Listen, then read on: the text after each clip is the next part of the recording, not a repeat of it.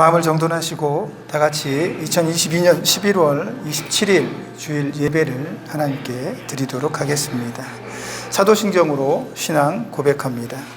전능하사 천지를 만드신 하나님 아버지를 내가 믿사오며 그 외아들 우리 주 예수 그리스도를 믿사오니 이는 성령으로 잉태하사 동정녀 마리아에게 나시고 본디오 빌라도에게 고난을 받으사 십자가에 못 박혀 죽으시고 장사한 지 사흘 만에 죽은 자 가운데서 다시 살아나시며 하늘에 오르사 전능하신 하나님 우편에 앉아 계시다가 저리로서 산자와 죽은 자를 심판하러 오시리라. 성령을 믿사오며 거룩한 공회와 성도가 서로 교통하는 것과 죄를 사하여 주시는 것과 몸이 다시 사는 것과 영원히 사는 것을 믿사옵나이다. 아멘. 찬송가 338장입니다. 36번 338장.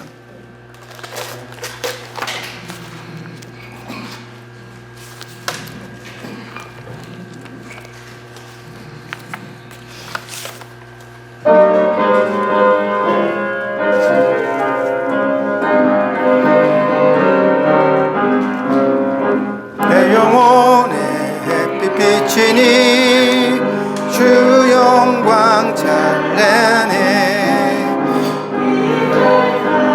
어떤 빛보다 주 빛 더 빛나네 빛의 영광 빛난 영광 내게 비춰 주시옵소서.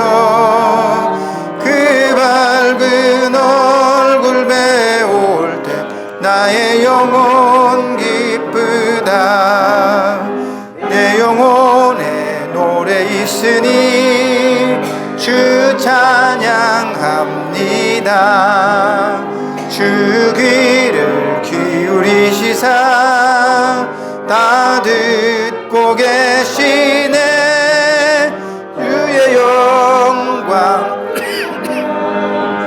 내게 비춰 주시옵소서. 그 밝은 얼굴 배울 때 나의 영혼 기쁘다. 내 영혼의 봄날 되어서 주 함께 하실 때 그 평화 내게 깃들고 주의 꽃 피네. 주의 영광 빛난 광채 내게 비춰 주시옵소서. 그 밝은 얼굴 배울 때 나의 영혼 기쁘다. 내 영혼에 희락이 있고 큰 소망 넘치네.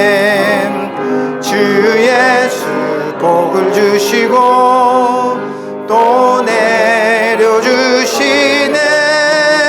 주의 영광 빛난 광채 내게 비춰 주시옵소서. 그 밝은 얼굴 배울 때 나의 영혼 기쁘다. 아멘. 제가 잠시 기도하겠습니다. 하나님 감사합니다. 우리의 영혼에 주의 빛이 비춰지는 것을 날마다 소망합니다. 고단하고 힘든 인생의 길을 오래도록 걷다 보니 내가 어디에 서 있는지, 아직 얼마만큼 더 많은 길을 가야 되는지, 내 남은 길은 잘 걷고 있는지 늘 고민하고 또 고민합니다. 그 가운데 주의 말씀을 듣고 하나님께 나와 예배할 때 주의 영광의 빛이 우리를 비춰주신다면 우리는 그것으로 만족할 것이며 행복하게 이 길을 걷는데 큰 힘을 얻을 것 같습니다. 주여 이 시간에 우리에게 주의 빛을 비춰주시고 말씀으로 붙여주시고 은혜로 비춰주시며 성령의 임재가 우리 안에 가득하여 그 즐거움과 기쁨을 예배를 통하여 누릴 수 있는 귀중한 시간 되게 하여 주옵소서. 또한 아버지, 내가 생각하고 고민하는 모든 것들 이 앞에 들고 나왔습니다. 주께서는 모든 것을 아시며 내 생사화복을 주장하시고 나의 모든 형편을 이미 아시고 결정하신 바를 아오니 아버지, 그 모든 것 속에서 하나님의 뜻을 밝히 알게 하여 주셔서 위로받게 하시고 여전히 주님이 우리와 동행하시며 내 손을 붙잡고 있다는 사실을 예배를 통해 느낄 수 있도록 성령님 우리를 꼭 붙들어 주옵소서. 내 마음속에, 내 머릿속에 악한 영이 이 생각 저 생각, 이 고민 저 고민, 분노하고 속상하고 마음 아픈 것들로 휘젓지 못하도록 지켜주셔서 우리가 온전히 하나님께만 집중하며 내가 젊었을 때부터 나이 들 때까지 여전히 한결같이 하나님을 섬기고 찬양하고 경배하며 예배자로 이 자리에 있을 수 있도록 축복하여 주옵소서. 오늘도 함께하지 못한 영혼들 어디에 있든지 복되게 하시며 강건케 하시고 이 시간을 기억하여 그들에게도 하늘의 복이 있게 하여 주옵소서. 마치는 시간까지 우리 성령님께서 주관하시는 놀라운 은혜의 시간 되게 하옵소서. 예수님의 이름으로 기도합니다. 아멘. 하나님 말씀은 민수기입니다. 20장 14절에서 29절 말씀까지입니다. 민수기 20장 14절에서 29절 마지막 말씀까지입니다. 찾으신 것으로 알고 한 절씩 교독하여 읽도록 하겠습니다. 제가 먼저 읽습니다. 모세가 가데스에서 에돔 왕에게 사신을 보내며 이르되 당신의 형제 이스라엘의 말에 우리가 당한 모든 고난을 당신도 아시거니와 우리 조상들이 애굽으로 내려갔으므로 우리가 그들 오래 보자였으니 우리 조상들과 우리를 박탈하였으므로 우리가 여호와께 부르짖었더니 우리 소리를 들으시고 천사를 보내사 우리를 애굽에서 인도하여 내셨나이다. 이제 우리가 당신의 변방 모퉁이 한 성읍 가데스에 있사오니 청하건대 우리에게 당신의 땅을 지나가게 하소서. 우리가 밭으로나 호적으로 지나가지 아니하고 우물도 다시지 아니하고 왕의 풀로만 지나가고 당신의 지경에서 나가기까지 왼쪽으로나 오른쪽으로나 춤추지 아니하리이다. 에돔 왕이 대답하되 너는 우리 가운데로 지나가지 못하리라. 내가 칼을 들고 나아가 너를 대적할까 하노라. 이스라엘 자손이 이르되 우리가 풀로만 지나가리고 우리가 주시니 당신의 물을 마시면 그 값을 낼 것이라. 우리가 도보로 지나간 분인즉 아무 이도 없으리이다 하니.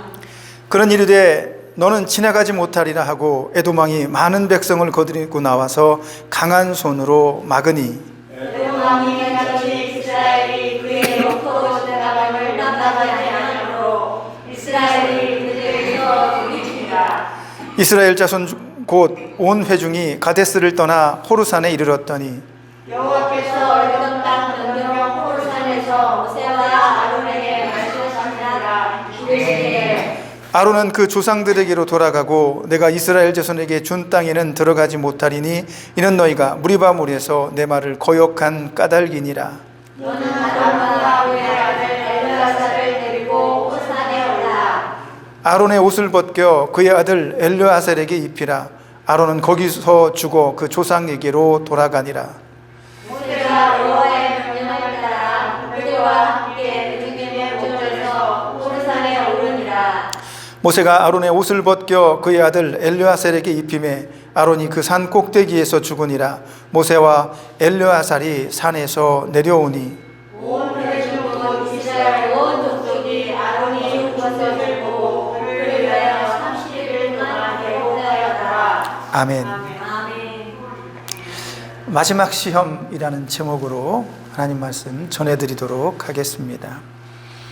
오늘 본문의 말씀에 보면 이스라엘이 애굽을 탈출해서 광야를 건너가는 과정 속에 있습니다. 일반적으로 이 광야는 우리가 우리 인생을 살아가는 한 역경의 시대를 표현한다고 말하며 이 광야를 다 지나간 다음에 가나안 땅에 입성하는 것을 우리가 영적인 천국에 들어가는 것으로 해석을 하기도 합니다. 그렇게 보면 애굽은 죄악의 도시가 되겠죠.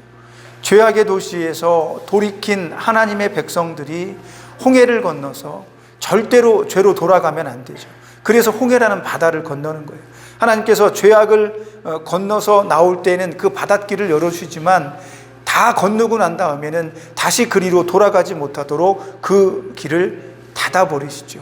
그리고 나서 이스라엘 백성들이 야 이제 우리 구원받았어 라고 말하기 전에 그것이 구원의 끝이 아니었습니다. 그것은 시작일 뿐이었습니다. 죄에서 돌이킨 백성들이 이제 광야의 길을 가면서 하나님과 함께하는 법을 배우게 될 것입니다. 광야에서 우리가 어떻게 하나님을 의지해야 하는지, 아무것도 없는 척박한 땅, 물조차도 얻을 수 없어서 생명의 위협을 받는 그 땅에서 우리가 어떻게 하나님을 의지하여 한평생 한 세상을 살아가야 되는가를 보여주고 있다는 겁니다. 그런데 이 광야의 삶 안에는 다양한 모습들이 있습니다. 때로는 즐겁기도 하고 이제 애굽의 핍박과 어떤 억압 속에서 벗어나니까 자유함이 있죠. 하나님께서 우리를 죄인으로 놔두신 것이 아니라 예수 그리스도의 이름으로 구원을 받는 백성으로 인정해 주시고 우리가 하나님의 백성이 되었다고 하여서 우리가 모든 인생이 끝나는 게 아니잖아요. 내가 예수님을 구주로 영접하고 내가 곧바로 천국에 가는 게 아닙니다. 나는 오늘 예수님을 영접하고 한평생 예수님을 영접하고 살았어도 아직도 여전히 우리는 세상 가운데 있어요. 그것이 의미하는 게 무엇이냐면 이 세상에서 우리의 역할이 아직 끝나지 않은 것이며 하나님께서 우리에게 기대하는 것이 아직도 남아있다고 생각을 합니다. 우리는 이 광야의 생활 속에서 그러한 남아있는 삶들을 지금 마지막까지 최선을 향해 걷고 완수해 나아가고 있는 과정이라는 거죠. 그리고 이 과정이 다 지나가면 우리는 가나안 성에 이스라엘 백성들이 들어가서 완전히 하나님의 백성이 되어진 것처럼 우리도 천국에 입성해서 하나님의 백성으로 구원을 얻은 자의 삶을 영원히 누리게 될 것입니다. 오늘 본문의 말씀에는 그 과정 속에 있습니다. 죄에서 떠나서 예수 그리스도의 사람이 되어서 광야 속에서 한평생 하나님의 사람 예수 그리스도의 제자로 살아왔던 우리가 이제 마지막 목전 가나안 땅 앞에 와 있는 것입니다. 끝까지 잘 가야 됩니다. 끝까지 잘 해내야 됩니다. 그런데 오늘 본문의 말씀에 보니까 이제 이스라엘 백성이 계속해서 하나님의 명령대로 광야를 향해 나아가는데 에돔 땅에 도착을 했습니다. 이 에돔 땅을 딱 가로질러서 지나가면 뭐 며칠은 빨리 갈 수 있을 것 같은데, 아니 몇 달은 빨리 갈 수 있을 것 같은데 에돔 왕 입장에서는 거의 한 400만 명 이상 200에서 400만 명 정도 되는 엄청난 인구가 자기네 나라를 통과해서 가려면 이게 뭐 하루아침에 되는 건 아니거든요. 400만 정도, 200만에서 400만이면 웬만한 도시의 시 전체, 시티의 인구 전체를 말할 수도 있어요. 그거보다 더 많을 수도 있습니다.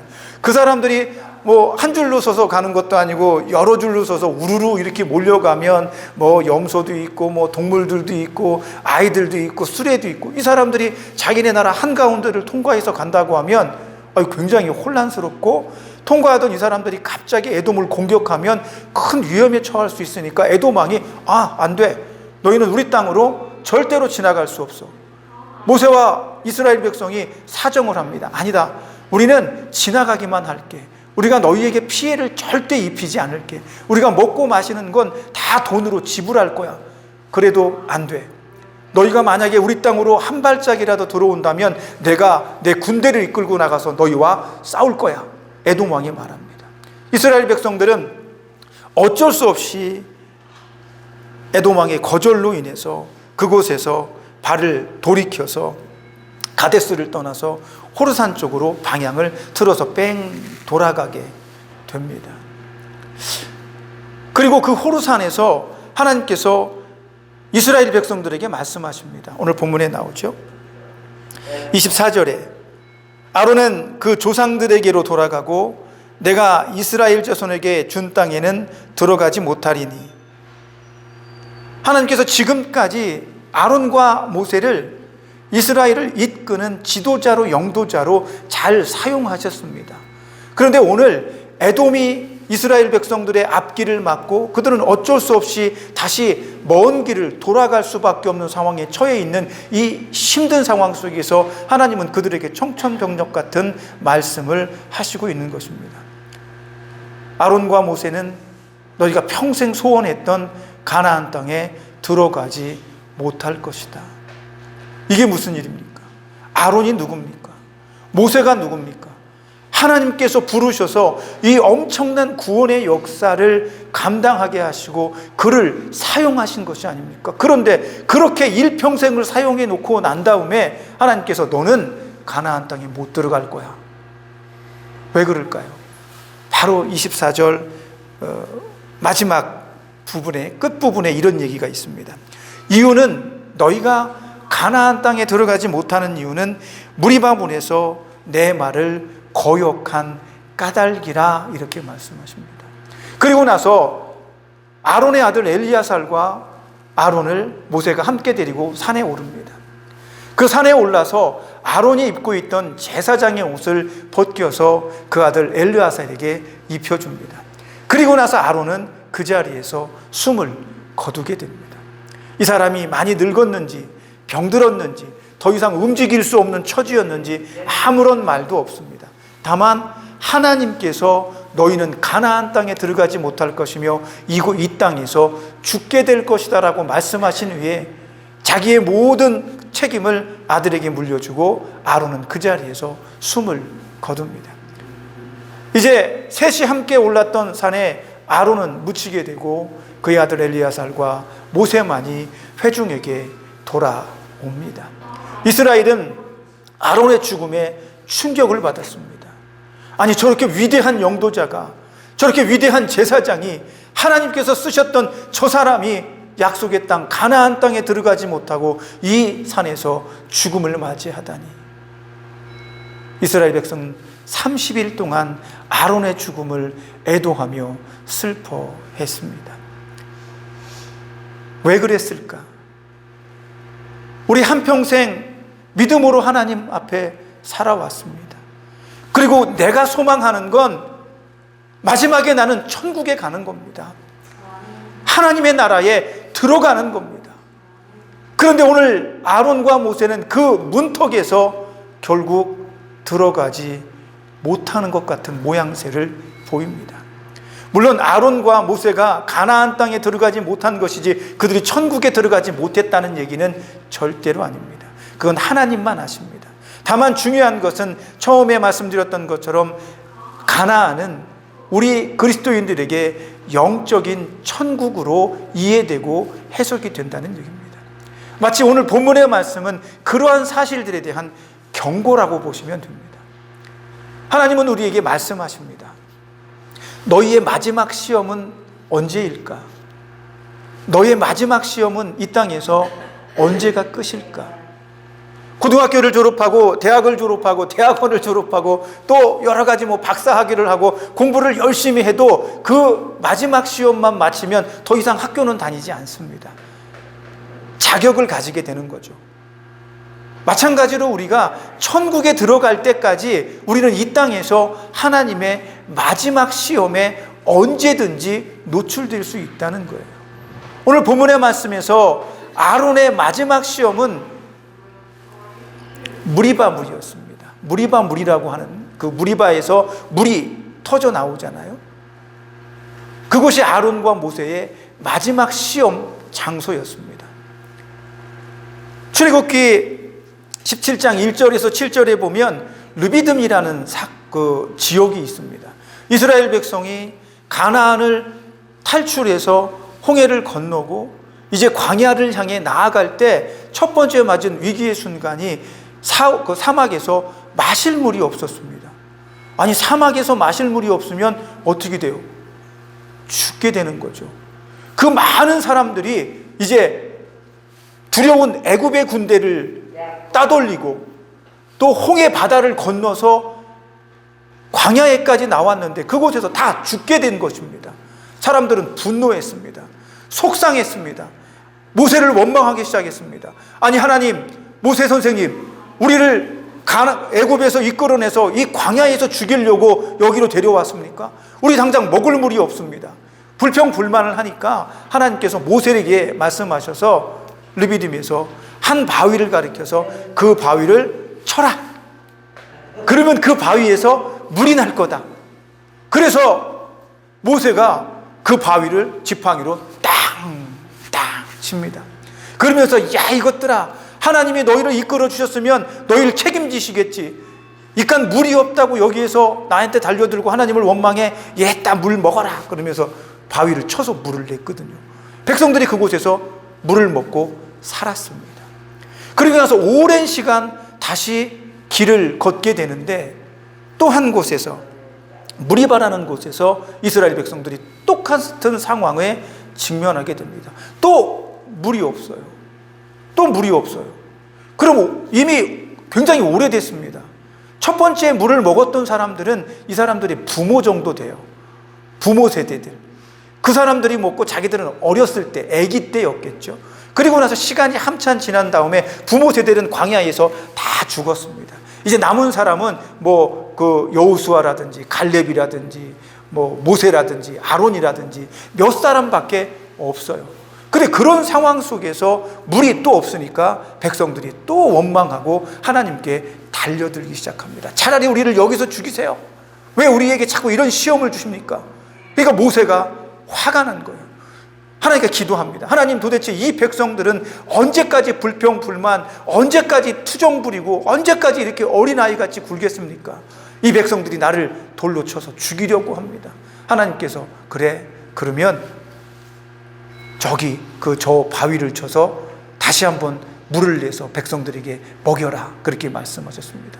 근데 이번에는 모세가 정말 화가 많이 났던 모양이에요.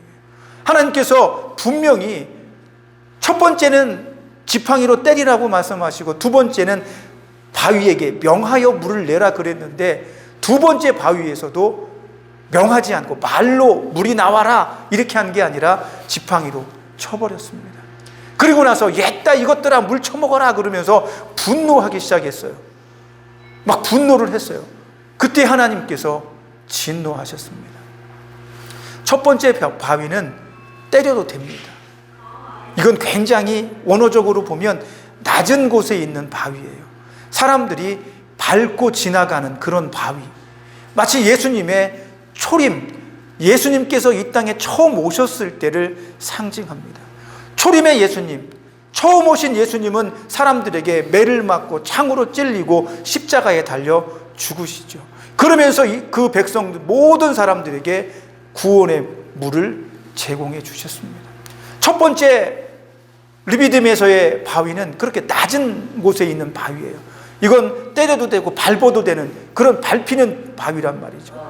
그런데 두 번째 무리바에 있는 이 바위는 아주 높은 곳에 있는 바위를 상징합니다. 이 바위는 사람들이 밟을 수가 없어요. 너무 높은 곳에 있어서 짐승도 밟지 못하고 그 바위는 존귀한 바위입니다. 그래서 그 바위는 칠 수가 없어요. 예수님의 재림을 상징하는 겁니다. 그런데 모세가 재림하는 예수님에게 마치 창을 던지고 활을 쏜 것과 같은 모양새입니다. 재림하는 예수님에게는 주 예수여 어서 오십시오라고 해야 되는데 모세가 흥분하고 분노해서 지팡이로 또다시 그 바위를 내리치게 되는 겁니다. 하나님은 명하여라고 말씀했지만 모세는 하나님께 대하여 항의하고 대항하는 것 같은 모습을 보였다는 겁니다. 그 사건으로 인해서 모세와 아론은 영원한 천국 가나안 땅에 들어가지 못하는 엄청난 하나님의 책망과 벌을 받게 된 것입니다. 왜 하나님은 모세와 아론에게 이 마지막 시험을 남겨두신 것일까?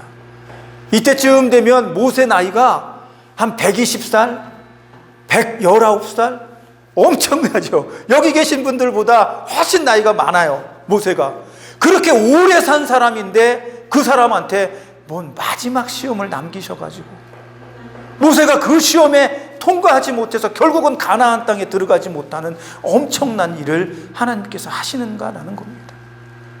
하나님 도대체 왜 그러십니까? 나 힘들거든요. 내 다리가 내 마음대로 움직이지 않고 내 몸이 내 두 다리에 의지해서 똑바로 서 있을 수 없을 정도로 나는 지금 몸이 많이 약하거든요. 한평생 써와서 이제는 더 이상 쓸 수 없을 정도로 내 몸이 힘들고 어렵거든요.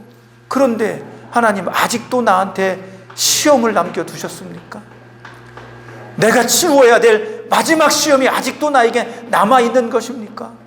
모세는 그렇게 말하고 싶었을 거예요. 그러나 결국 모세는 그 시험에 통과하지 못하고 가나안 땅에 들어가지 못합니다.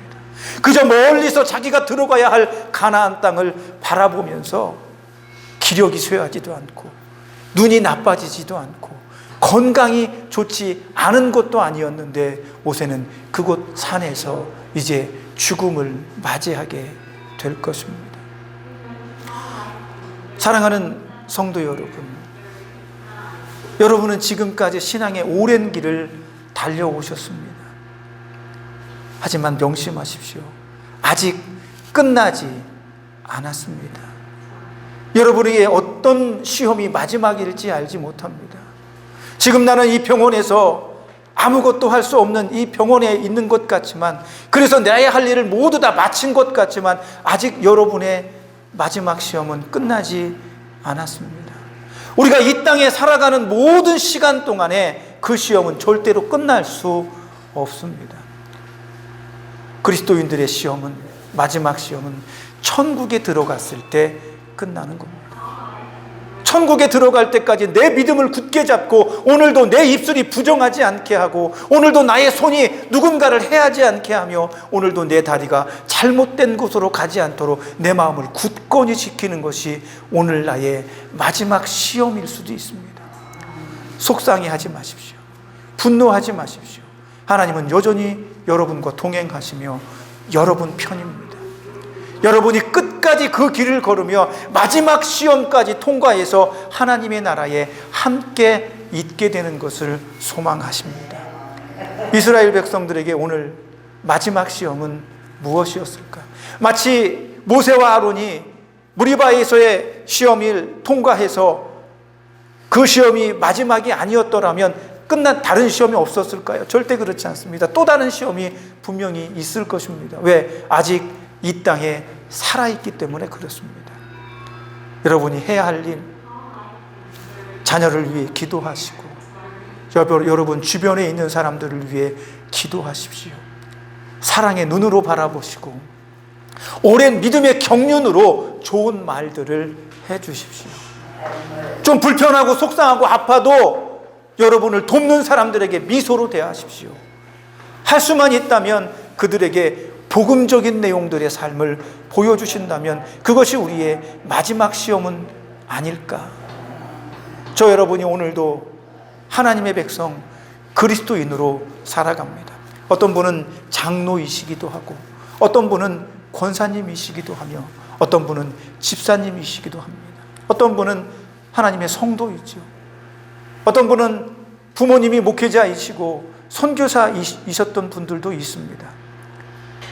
중요한 것은 여러분이 지금까지 달려온 그 모든 신앙의 삶이 맞춰질 때까지 끝까지 그 모습, 믿음의 모습 잃지 않기를 하나님께서는 소망하고 기대하신다는 겁니다.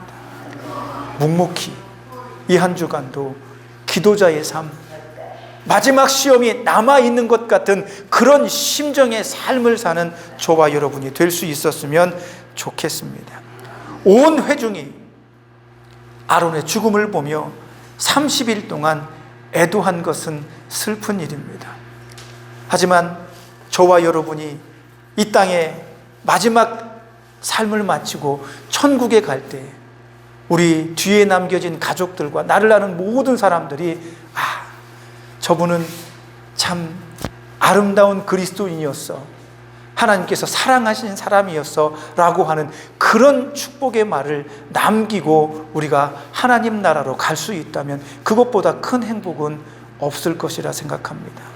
이 한 주간도 그런 삶을 만들어 가시는 여러분이 되시기를 예수님의 이름으로 축복합니다. 기도하겠습니다. 하나님 감사합니다. 아직도 내 삶에 마지막 시험이 남아있다니 힘이 납니다. 아직도 내가 쓰여지고 있고, 아직도 내가 사용되어지며, 아직도 내가 해야 할 일이 남았다는 것이 우리의 가슴을 뛰게 하여 주시옵소서. 여전히 내 입술에서는 기도가 멈추지 않게 하시며, 찬양이 멈추지 않게 하시며, 소망이 멈추지 않게 하여 주셔서 이 땅에서 마지막 종착지에 다다를 때까지 나의 모든 남은 시험을 A+로 마칠 수 있는 우리가 되도록 축복하시고 성령님 인도하여 주옵소서. 예수님의 이름으로 기도하옵나이다. 아멘. 찬송가 338장입니다. 내 주를 가까이 하게 하는.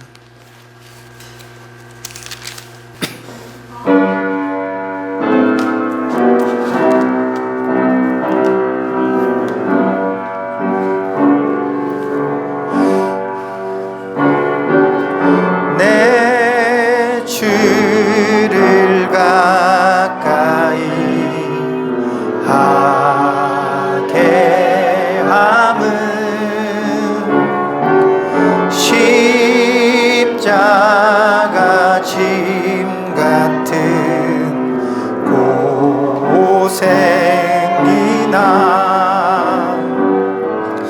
내 일생 소원은 늘 찬송하면서 주께 더 나아가기 원합니다. 내 고생하는 건 야곱이 아멘 돌베개 베고 잠갔습니다.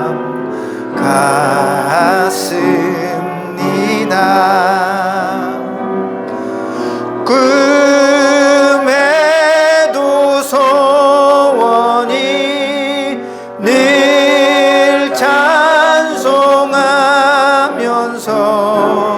주께 더 나아가기 원합니다.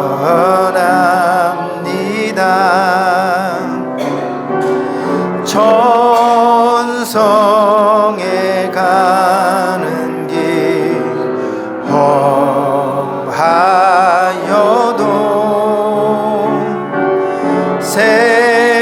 생명길 되나니 은혜로 담에 천사 날 부르니 늘 찬송하면서 주께 더 나아가기 원합니다.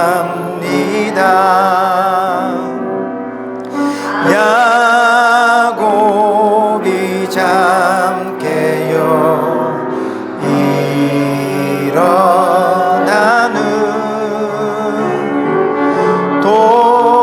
돌단을 쌓은 건 본받아서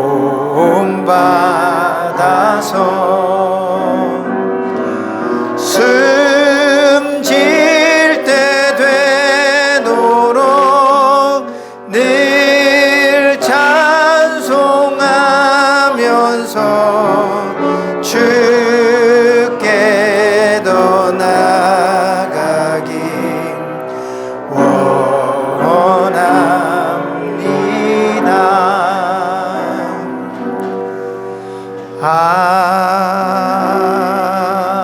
아멘. 기도하겠습니다. 하나님, 이 땅에 살아가는 것이 녹록지 않았습니다. 인생이 말년이 되고 내 몸이 힘들어지니 더 녹록하지 않습니다. 하지만 우리의 간절한 소망은 이 땅에서의 내 모든 책무가 끝나는 날까지 하나님의 사람으로 사는 것입니다. 내 직분대로 살아내는 것입니다. 내게 힘 주시고 능력 주셔서 끝까지 믿음을 붙들고 씨름하며 하나님 바라보고 믿음을 놓치지 않기 위해 애쓰는 내가 되게 축복하여 주옵소서. 내 몸이 아프고 내 마음이 아프고 내 손이 아프고 다리가 아프고 밤에 잠을 못 이루는 시간 속에서도 하나님 놓지 않게 하시고 끝까지 하나님을 부여잡음으로 하나님이 나를 사랑하시는 것을 고백하고 경험하게 되는 우리가 되게 축복하여 주옵소서. 한평생 하나님과 동행하며 잘 살았다, 잘 살아내었구나 착하고 충성된 나의 종들아, 내 딸아, 내 아들아 라고 하시는 하나님의 음성을 들을 때까지 내 마지막 시험이 남아있다는 것을 고백하며 이 한 주간도 믿음의 사람으로, 복의 중심으로, 기도하는 사람으로 우리 모두 살아내게 하여 주옵소서.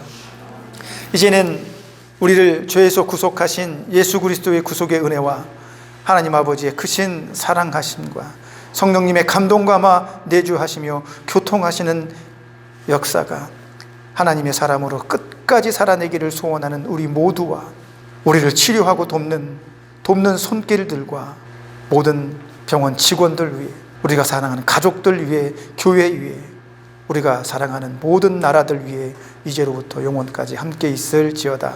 아멘.